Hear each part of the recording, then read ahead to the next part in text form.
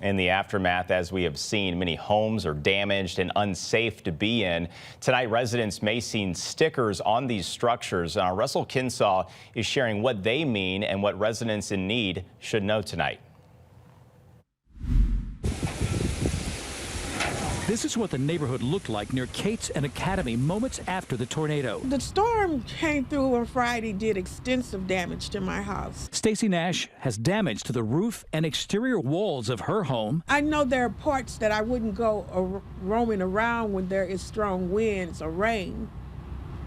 For fear of collapse? For fear of collapse, yes. Thursday, she saw building inspectors in her neighborhood evaluating houses.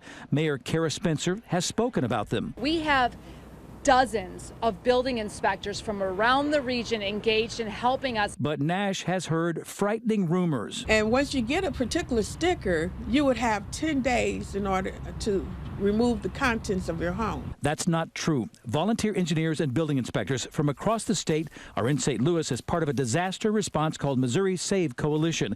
They're helping determine which structures are safe and which should be evacuated. Our goal here is to inform the public when you're of the level of instability in the buildings. It's purely informational. Nash's house received a red sticker. She's not being forced to move out, but has to make a decision to stay or move to safety. That red sticker to me is a constant reminder of the dire strait I am in. The Missouri Save Coalition responded to the 2011 Joplin tornado, the 2012 Branson tornado, and the 2019 Jefferson City tornado, and now the 2025 St. Louis tornado, with 80 volunteers doing 1,500 inspections a day. Inspectors put a sticker on every structure. Green means the house is safe. Yellow stickers mean it's safe to enter, but living there is not recommended. And a red sticker means the building is severely damaged and shouldn't even be entered. They said the wall could collapse any time. Derek Whitley's house got a red sticker. It's one of the most dangerous inspectors have seen.